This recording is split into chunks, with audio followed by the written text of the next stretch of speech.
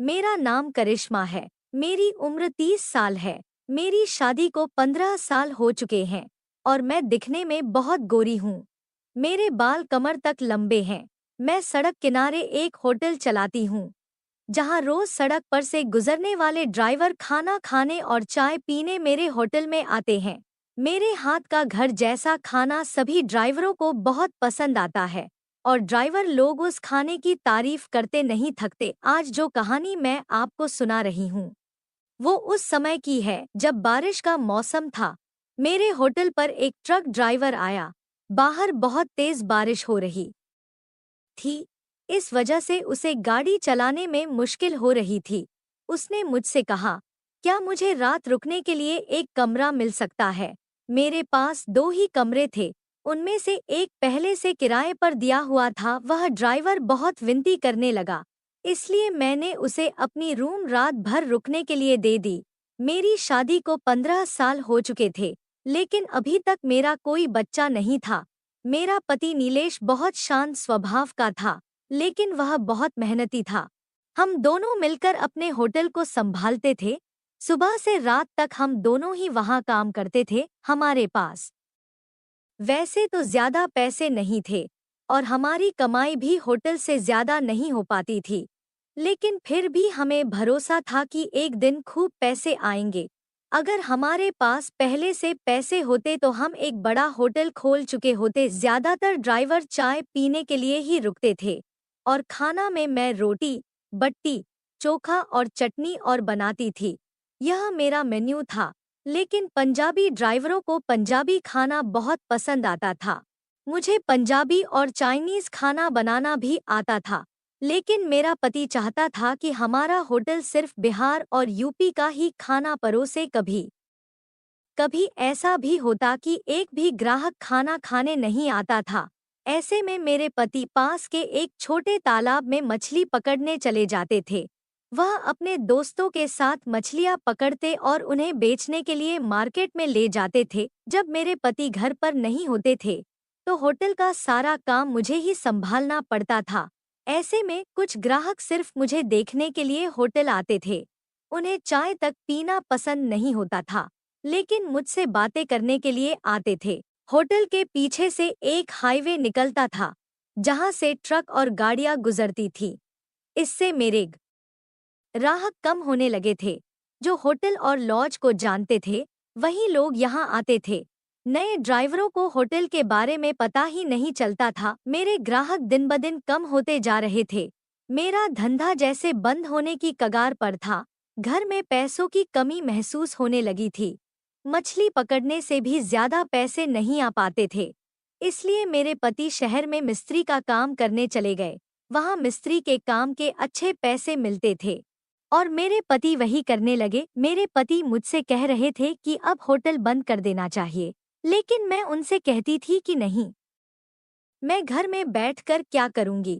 इसलिए मैंने होटल वैसे ही चालू रखा। अब मेरे पति मेरे पास 8-10 दिन तक नहीं आते थे। पति के दूर होने से उनकी कमी मुझे बहुत महसूस होती थी। हम एक दूसरे से बात भी नहीं कर पाते थे। पति की याद में मैं खो जाती थी। कभी सोचती थी कि वह पहले कितने अच्छे दिखते थे, लेकिन अब वैसे नहीं रहे। वह थोड़ा नशा भी करने लगे थे। पहले वह इतने खुशमिजाज थे कि उनकी हंसी देखकर मुझे भी अच्छा लगता था। उनके पास मोबाइल नहीं था, इसलिए जब वह काम पर चले जाते थे, तो यह पता नहीं चलता था कि वह गाँव कब आएंगे। हम दोनों बात भी नहीं कर पाते थे। पति की यादों में मैं अक्सर डूब जाती थी। कभी कभी वह मुझसे प्यार से कहते थे कि अब नशा नहीं करूंगा। उनकी बातों से मेरा गुस्सा भी खत्म हो जाता था और मैं हंसने लगती थी। मेरी कोई औलाद नहीं थी, जिससे मैं बहुत दुखी रहती थी और मेरे पति को भी औलाद की चाह थी। पति मुझे कहते थे कि मैं तुम्हें सुख नहीं दे पाया और मैं उन्हें समझाने की कोशिश करती थी कि सब ठीक हो जाएगा। पैसे की कमी के कारण वह अक्सर निराश हो जाते थे और उनकी निराशा मुझे भी दुखी कर देती थी। लेकिन मैंने कभी कोई जिद नहीं की। एक दिन बारिश हो रही थी और रात का समय था। तभी एक ट्रक मेरे होटल के सामने आकर रुका। मैं होटल बंद करने ही वाली थी, तभी एक ट्रक ड्राइवर आया। उसने टॉर्च जलाकर होटल की तरफ देखा और मुझसे पूछा, क्या खाने को कुछ मिलेगा? मैंने कहा, हाँ, मैं अभी गर्म खाना बना देती हूँ। पहले मैंने उसे चाय बनाकर दी, फिर खाना बनाने में लग गई। 20 मिनट के अंदर मैंने उसे खाना परोस दिया। उसने भरपेट खाया और बोला, आपके हाथ का खाना बहुत स्वादिष्ट है। मैंने उसे धन्यवाद दिया। वह बोला, बारिश बहुत तेज है, मैं गाड़ी नहीं चला पाऊंगा। क्या यहाँ रुकने को कोई जगह मिलेगी? मेरे पास 2 कमरे थे, जिनमें से एक किराए पर था। वह स्वभाव से बहुत अच्छा लग रहा था, इसलिए मैंने सोचा कि ग्राहकों की संख्या वैसे ही कम हो गई है, उसे मना करना सही नहीं होगा। मैंने कहा, एक कमरा है, लेकिन उसमें मैं रहती हूँ। उसने कहा, कोई बात नहीं, मैं वहाँ एडजस्ट कर लूंगा। वह ट्रक से अपना बैग लेकर आया। मैंने उसे कमरे में ले जाकर जगह दी। कमरे में 2 पलंग थे। उसने अपना बैग रखा और एक पलंग पर आराम करने लगा। मैं होटल के बाकी काम निपटा रही थी। वह एक पलंग पर सो गया और दूसरे पर मैं। रात के करीब 2 बज रहे थे। बारिश रुकने का नाम नहीं ले रही थी। बिजली भी चमक रही थी। मैंने देखा कि वह ठंड से कांप रहा था। मुझे उस पर दया आई। मैंने अपनी एक चादर उसे ओढ़ा दी। वह सो रहा था, इसलिए मैंने उसे उठाया नहीं, लेकिन मुझे महसूस हुआ कि उसे बुखार भी हो गया था। शायद वह पूरी तरह से भीग गया था। मेरे पास कुछ दवाइयाँ थीं। मैंने उसे उठाया और कहा, आपको तेज बुखार है, ठंड और सर्दी हो गई है, यह दवाइयाँ ले लीजिए, इससे सुबह तक आराम मिलेगा। उसने दवाइयाँ ली और मुझसे पूछा, क्या आप यहाँ अकेले रहती हैं? मैंने कहा, हाँ, यह होटल मेरा है। मेरे पति शहर में काम करते हैं। हाईवे सड़क पार जाने के बाद हमारे ग्राहक कम हो गए हैं। फिर मैंने उसे आराम करने को कहा और मैं भी सो गई। सुबह 5 बजे मेरी आँख खुली। मैंने देखा कि ट्रक ड्राइवर वहाँ नहीं था। बाहर जाकर देखा तो भी वह नहीं दिखा, लेकिन उसने पलंग पर 3,000 रुपए रखे थे। मैं सोच में पड़ गई कि वह बिना बताए चला गया। कम से कम जाते वक्त बताना तो चाहिए था, लेकिन वह आदमी बहुत ईमानदार था। उसने पैसे भी छोड़ कर गए थे, वरना कोई और होता तो शायद पैसे भी न छोड़ता। उसकी ईमानदारी मुझे बहुत पसंद आई। अगले दिन मेरा पति वापस आया। वह 20 दिनों से मेरे पास नहीं था। मैंने उससे पूछा, आप इतने दिनों तक क्यों नहीं आए?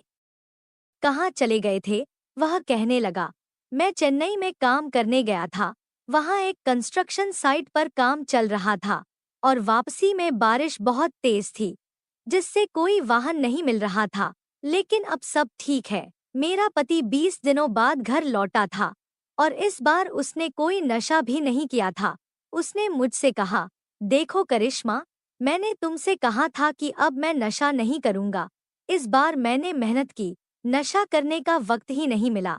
उसकी यह बात सुनकर मुझे बहुत अच्छा लगा। 1 महीने बाद वही ट्रक ड्राइवर फिर मेरे होटल पर आया। मैंने उसे देखते ही पहचान लिया। वह मुस्कुराते हुए बोला, जल्दी खाना बनाइए, आपके हाथ का खाना पिछले बार खाया था, उसकी याद अब तक ताजा है। मुझे उससे पहले कुछ और कहना ठीक नहीं लगा, इसलिए मैंने पहले खाना बना दिया। जब वह खाना खा रहा था, तब मैंने उससे कहा, आप पिछली बार आए थे, बारिश हो रही थी, आपको ठंड लग रही थी और बुखार भी था। मैंने आपको दवाइयाँ दी थीं, लेकिन आप सुबह उठकर बिना बताए चले गए। वह बोला, बारिश की वजह से रास्ते खराब थे और मुझे गाड़ी से सामान उतारने का ऑर्डर मिला था। अगर सामान समय पर नहीं उतारा तो मुझ पर जुर्माना लग जाता। आपको सुबह उठाने का मन नहीं हुआ, इसलिए मैंने बिल वहीं रख दिया और निकल गया। मैंने उससे कहा, आप वाकई बहुत ईमानदार हैं। उसने बताया, मैं पंजाब का रहने वाला हूँ। मेरी 2 गाड़ियाँ हैं, एक गाड़ी मेरा छोटा भाई चलाता है और दूसरी मैं। फिर वह कहने लगा, आपके हाथ का खाना इतना स्वादिष्ट है कि आपको होटल बड़ा करना चाहिए। मैंने उसे बताया, इसके लिए बहुत पैसा चाहिए, जो हमारे जैसे गरीबों के पास नहीं है। इसी होटल से हमारा घर चलता है। उसने जाते समय भी 3,000 रुपए देकर कहा, मुझे बिल का हिसाब नहीं चाहिए, आप अगले बार अच्छी सर्विस दीजिए। मैंने कहा, आपको सिर्फ 32,325 रुपए देने थे, लेकिन वह हंसते हुए बोला, रहने दीजिए, बस अगली बार और अच्छा खाना खिलाइए। उसका बात करने का तरीका बहुत मीठा था और उसकी ईमानदारी ने मेरे दिल में जगह बना ली थी। ऐसा लगा जैसे वह कोई अपना ही हो। वह चला गया और तभी मेरा पति वापस आ गया। मैंने अपने पति को उस ड्राइवर के बारे में सारी बात बताई और यह भी बताया कि उसने पिछले महीने 3,000 रुपए भी दिए थे और अब भी उसने खुशी खुशी 3,000 रुपए देकर गया। मेरा पति भी हंसने लगा और कहने लगा, करिश्मा, तुम्हारे हाथ में वैसी ही जादू है, इसलिए ये ट्रक ड्राइवर तुम्हारे खाने से बहुत खुश हो जाते हैं। उस ट्रक ड्राइवर ने मुझसे कहा था कि अब 5 दिनों में ट्रक खाली होगा और फिर इसी रास्ते से लौटते समय भाड़ा मिलेगा, तब मैं वापस आऊंगा। मैंने अपने पति को बताया कि वह 5 दिनों में वापस आने वाला है। मैं और मेरा पति अपने अपने काम में लग गए, लेकिन जैसा उसने कहा था, वह 5 दिनों बाद वापस आ गया। मेरा पति भी उस समय होटल में ही था। मैंने उसे देखकर तुरंत अपने पति को आवाज दी, ए जी, सुनिए, वो ट्रक ड्राइवर वापस आ गया है। मेरा पति किचन में काम कर रहा था। मैंने उसे बैठने के लिए टेबल लगाई, उसने खाने का ऑर्डर दिया और मेरा पति किचन से बाहर आया, लेकिन उसे देखकर वह थोड़ी देर तक वहीं खड़ा रह गया, जैसे कि उसे किसी सोच में डाल दिया हो। मैंने अपने पति से पूछा, क्या हुआ जी? आप उसे देखकर ऐसे क्यों रह गए? वह ट्रक ड्राइवर तुरंत उठकर चला गया। तब मेरे पति ने कहा, तुम्हें पता नहीं वह आदमी कौन है? वह कोई आम आदमी नहीं है। मैंने अपने पति से पूछा, आखिर क्या हुआ? आप मुझे साफ साफ बताइए। तब उसने कहा, मैं पहले ट्रक ड्राइवर के रूप में काम करता था। यह भी उसी ट्रक में मेरे साथ हेल्पर के तौर पर काम करता था। लेकिन एक बार जब हम पेट्रोल पंप पर सो रहे थे, ट्रक चोरी हो गया और इसने मुझ पर आरोप लगाया कि मैंने माल के साथ ट्रक चोरी किया है। मैंने कोई गलती नहीं की थी, लेकिन मालिक ने मुझ पर विश्वास नहीं किया। मुझे 1 महीने के लिए जेल में डाल दिया और मुझसे 5 लाख रुपए भी वसूल किए। उसी घटना की वजह से आज मैं कर्ज में हूँ और होटल चला रहा हूँ। मुझे अपने पति का दुख समझ में आया। मैं गहरे विचारों में डूब गई, लेकिन वह ट्रक ड्राइवर वापस होटल आया और मेरे पति से कहा, दोस्त, जो भी हुआ उसे एक सपना मानकर भूल जाओ। आज मैं अच्छी कमाई कर रहा हूँ। तुम्हारे मन को लगा होगा कि मैंने मालिक से तुम्हारे बारे में कुछ कहा होगा, लेकिन मैंने ऐसा कुछ नहीं किया। मुझे पता था कि यह होटल तुम्हारा है और तुम मुझसे मदद नहीं लोगे, इसलिए मैंने इस तरीके से तुम्हारी मदद करने का सोचा। वह मेरे पति के सामने मुझसे कहने लगा, भाभी, आप ही इन्हें समझाइए। लेकिन उसकी बातें सुनने के बाद मैंने भी उससे कुछ कहने की जरूरत नहीं समझी। वह चला गया और जब उसने होटल छोड़ा तो उसने 5 लाख रुपए देकर कहा, जो हुआ उसे भूल जाओ। 2 महीने बाद हमें पता चला कि मैं गर्भवती हूँ। मैं और मेरा पति बहुत खुश हुए। हमने सारी पुरानी बातें भुला दी। दोस्तों, इस कहानी को सुनाने का उद्देश्य किसी का दिल दुखाना या किसी अनैतिक गतिविधियों को बढ़ावा देना बिल्कुल नहीं है। बस आप सबको जागरूक और सचेत करना है। अगर आपको मेरी कहानी पसंद आई हो तो वीडियो को लाइक, चैनल को सब्सक्राइब करने के साथ इस वीडियो को ज़्यादा से ज़्यादा लोगों को शेयर करें। मिलते हैं फिर ऐसी ही कहानी के साथ। मेरा नाम शुभम है और मैं 20 साल का हो गया हूँ। दिखने में बहुत सुंदर हूँ। मेरी लंबाई 5.5 फुट है, रंग गोरा है, शरीर भी ठीक ठाक है। मैं जब अपने ननिहाल गया था तो मामी मुझे अपने खेत में लेकर गई। वहां पहुंचने पर मैं भूल गया कि वो मेरी मामी है। मामी भी बहुत सुंदर है और उनकी उम्र लगभग 27 साल है, मतलब वो मुझसे उम्र में ज्यादा बड़ी नहीं है। उनकी लंबाई मुझसे ज्यादा है और शरीर भी ज्यादा सधा हुआ है। उनका स्वभाव बहुत अच्छा है। मैंने उनसे कई बार अलग अलग बातें की, लेकिन वो कभी नाराज नहीं हुई। इसलिए मैंने मीठी मीठी बातों से उन्हें तैयार कर लिया और नज़दीकी बढ़ गई। इसके बाद मैं उन्हें खेत में घुमाने ले जाने लगा। इस साल मैंने 12वीं पास की थी और एक प्राइवेट कॉलेज में बीए का फॉर्म भरा था, इसलिए कॉलेज जाना नहीं पड़ता था। मैं नानी को उनके घर छोड़ने आया था, क्योंकि वो अकेले आई थी। नानी ने कहा था कि वो अकेली चली जाएंगी, लेकिन मम्मी ने मुझे अकेले जाने नहीं दिया और मेरे साथ भेजा। मैं और नानी शाम को घर पहुंचे और घर पहुंचने पर केवल मामी ही घर में थी। मैंने घर में प्रवेश किया और मामी ने नानी के पैर छुए। मामी उस वक्त खुले बालों और हल्की साड़ी में बेहद आकर्षक लग रही थी।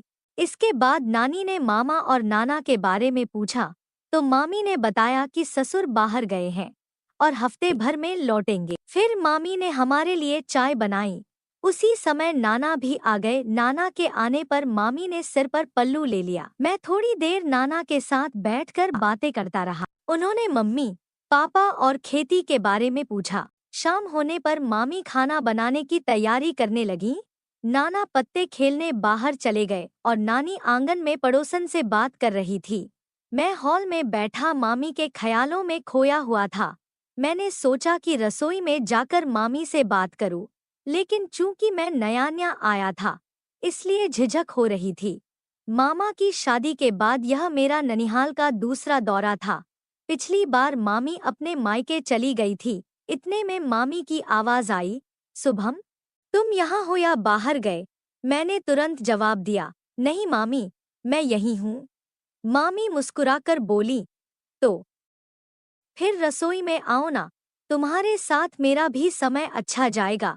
मामी के इतना कहते ही मैं झट से रसोई में पहुंच गया। मामी बाल बांधकर सब्जी बना रही थी। मैंने अंदर पहुंचते ही देखा कि मामी हल्के पसीने से चेहरा पोंछ रही थी। मैंने मजाक में कहा, सच कहूँ मामी, शायद आपको पता न हो, लेकिन आप कितनी सुंदर लगती हैं। मामी हंसकर बोली, अरे शुभम, मुझे पता है, इस गांव में मुझ जैसा सुंदर कोई नहीं है। और सुनो, अगर आज मेरे हाथ का खाना खाया तो उंगलियां चाटते रह जाओगे। फिर हम सबने खाना खाया। रात को मैं अपने कमरे में जाकर सो गया। सुबह मैं सबसे देर से उठा। नाना खेत पर जा चुके थे। नानी हमेशा की तरह पड़ोस में चली गई थी और मामी घर में झाड़ू लगा रही थी। मामी ने मुझे उठते ही कहा, शुभम, तुम बहुत सोते हो, जल्दी से मुंह धो लो, मैं तुम्हारे लिए चाय लाती हूँ। मैंने मुंह धोकर आकर देखा तो मामी चाय और नाश्ता लेकर आई थी। मैंने मामी से कहा, क्या जरूरत थी, मैं खुद ले लेता, घर में तो मुझे खुद ही सब करना पड़ता है। मामी मेरे पास बैठकर हंसते हुए पूछने लगी, क्या शुभम, रात को इतनी देर तक किससे बात कर रहे थे, तभी तो इतनी देर से उठे हो। मैंने कहा, मामी, तुम भी ना सुबह सुबह शुरू हो जाती हो। मामी हंसकर बोली, सच सच बताओ, झूठ मत बोलना, कौन है वो, उसकी तस्वीर तो दिखाओ, क्या वो मुझसे ज्यादा सुंदर है, मैं भी देखूं।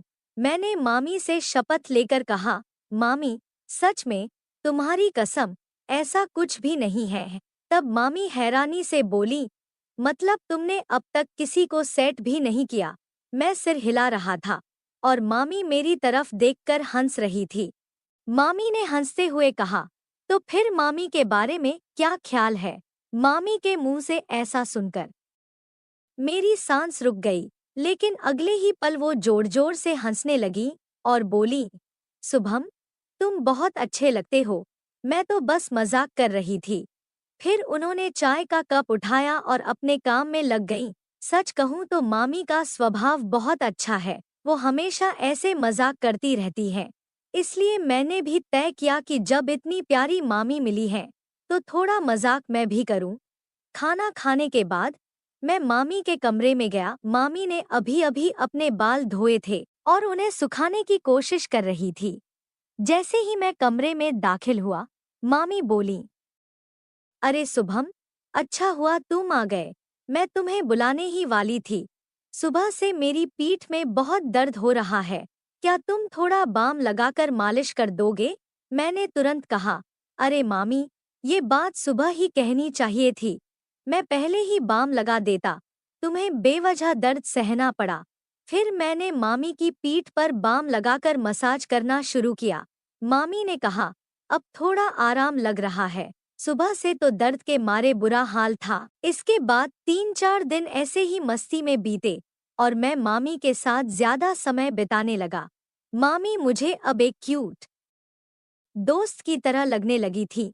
मैंने घर पर फोन करके बताया कि मैं कुछ दिन यहीं रुकने वाला हूँ। दरअसल मैं सिर्फ एक दिन के लिए आया था, लेकिन मामी के साथ समय बिताने के लिए मैंने रुकने का मन बना लिया। एक शाम टाइम पास के लिए हम लूडो खेल रहे थे। मामी जीतने वाली थी। तब मामी हंसकर बोली, शुभम, तुम अभी भी लूडो में कच्चे हो। तुम्हारे मामा भी आज तक मुझे नहीं हरा सके। मैंने तुरंत जवाब दिया, अरे खेल अभी खत्म नहीं हुआ है, तुम अब भी हार सकती हो। मामी हंसकर बोली, रोहन, चाहे तुम कितनी भी कोशिश कर लो, मैं हारने वाली नहीं हूँ। मैंने उन्हें चैलेंज दिया, अगर तुम हारी तो मैं जो कहूँगा तुम्हें करना होगा। मामी ने हंसते हुए कहा, ठीक है, बता तेरी क्या शर्त है। मैंने मामी को कहा, एक बार सोच लो, बाद में पीछे मत हटना। मामी हंसकर बोली, पहले हरा कर तो दिखा। खेल में अचानक 3 बार मेरे नंबर आए और मैंने गेम पलट दिया। मुझे लगा जैसे मैंने कोई बड़ी जंग जीत ली हो। मामी का चेहरा हारने के बाद मायूस हो गया। मामी बोली, शुभम, तुमने चीटिंग की है। मैंने हंसते हुए कहा, नहीं मामी, अब कोई बहाना नहीं चलेगा। मामी ने हंसते हुए कहा, ठीक है, बताओ तुम्हारी क्या इच्छा है। मैंने थोड़े गंभीर होकर कहा, मामी प्लीज गुस्सा मत होना और मेरी बात का बुरा मत मानना। मामी बोली, अरे नहीं गुस्सा करूंगी, बोलो क्या कहना है। मैंने एक ही सांस में मामी से सब कुछ कह दिया और शांत हो गया। मामी बोली, तुम क्या कह रहे हो, तुम्हें समझ में भी आता है? मैं तुम्हारी मामी हूँ। मैंने माफी मांगते हुए कहा, प्लीज मामी, मेरी बात का बुरा मत मानो। मामी हंसकर बोली, शुभम, मैं तुमसे क्यों गुस्सा करूंगी, लेकिन तुम ही सोचो कि मैं तुम्हारी मामी हूँ। मैंने कहा, प्लीज मामी, मेरी बात समझने की कोशिश करो। मामी ने कहा, ठीक है, लेकिन एक वादा करो कि तुम ये बात किसी से नहीं कहोगे, यहाँ तक कि अपने दोस्तों से भी नहीं। मैंने खुश होकर कहा, पक्का वादा करता हूँ मामी, किसी से नहीं कहूँगा। ऐसे ही बातें चल रही थी कि अचानक नानी ने आवाज दी, मोनिका, चाय बना दो। 3 बज गए हैं। मामी चाय बनाने किचन में चली गई। थोड़ी देर बाद मैं भी किचन में जाकर खड़ा हो गया। अब मुझे एक पल भी रुकना मुश्किल लग रहा था। मैं तो जैसे मामी के आगे पीछे घूमने लगा था। मैं मामी के पीछे पीछे घूम रहा था। मामी हंसते हुए बोली, शुभम प्लीज, इतना मत करो, थोड़ा संयम रखो। घर में हमेशा अम्मा जी रहती हैं और अब तो रात में वो हमारे साथ वाले कमरे में सोने लगी है, इसलिए मुझे थोड़ी चिंता हो रही थी। अगले दिन मामी ने कहा, अब ऐसा करते हैं शुभम, हम खेत पर चलते हैं, वहाँ कोई नहीं होगा। मैंने हंसते हुए कहा, मामी, बाद में आप थक जाएंगी और फिर खड़ी भी नहीं हो पाएंगी। मामी ने हैरानी से पूछा, क्या? तो मैंने कहा, आप जमीन पर रुकेंगी क्या? वहाँ तो मिट्टी और लकड़ी होगी। मामी हंसते हुए बोली, शुभम, तुम्हारी बातें ही अलग होती हैं। वहाँ हमारी एक झोपड़ी है। ठीक है, पहले चाय पी लेते हैं। मामी ने कहा, ऐसी जल्दी मत करो, अभी दिन पूरी तरह ढला नहीं है, थोड़ा इंतजार करते हैं। हम बातें कर ही रहे थे कि अम्मा जी ने आवाज दी, तुम दोनों की बातें खत्म हो गई हों तो चाय ले आओ। फिर हम चाय लेकर अम्मा के पास गए। मैं तो बस सोच रहा था कि शाम कब होगी और हम खेत पर कब जाएंगे। जब सूर्य डूबने लगा, मामी नानी के पास गईं और पूछा, आज मैं और रोहन खेत पर जा रहे हैं, जल्दी लौट आएंगे। नानी ने इजाजत दे दी और कहा, ठीक है, लेकिन जल्दी वापस आना। इसके बाद मामी अपनी बेडरूम में गईं। एक तेल की बोतल और सेफ्टी रख ली। मैं हंसते हुए बोला, मामी, तुम्हें तो खूब अनुभव है। मामी ने मुस्कुराते हुए कहा, रोहन, आजकल तुम्हें बहुत बातें करने की आदत हो गई है, ज्यादा नाटक मत करना। मैंने भी मजाक में कहा, मामी, आपकी तो मस्ती खत्म ही नहीं होती। करीब 15-20 मिनट के कच्चे रास्ते पर चलने के बाद हम आखिरकार खेत पहुंच गए। खेत पहुंचने के बाद मामी ने झोपड़ी का दरवाजा खोला, अंदर जाकर बल्ब जलाया। वहां एक चारपाई थी और कुछ औषधियां और खाद रखी थी। मामी ने कहा, रोहन, ये सब छोड़ो और अब मुझे अपनी सबसे अच्छी दोस्त समझो। इसके बाद मामी ने कुछ समय तक मुझसे बातें की। वो लगातार हंस रही थी। लगभग आधे घंटे बाद हमने दरवाजा बंद किया, हाथ पैर धोए और घर की ओर चल दिए। रास्ते भर मामी मुस्कुराती रहीं, लेकिन मैं थोड़ा परेशान था। मामी हंसते हुए पूछने लगी, अब कैसा लग रहा है, रोहन? मैंने जवाब दिया, मामी, बहुत अच्छा नहीं लग रहा। मामी ने कहा, खालीपन लग रहा होगा, लेकिन चिंता मत करो, शाम तक नॉर्मल हो जाओगे। फिर हम घर पहुंचकर खाना खाया और मैं सो गया। अगली सुबह मामी चाय लेकर आईं। मैंने उन्हें थैंक यू कहा।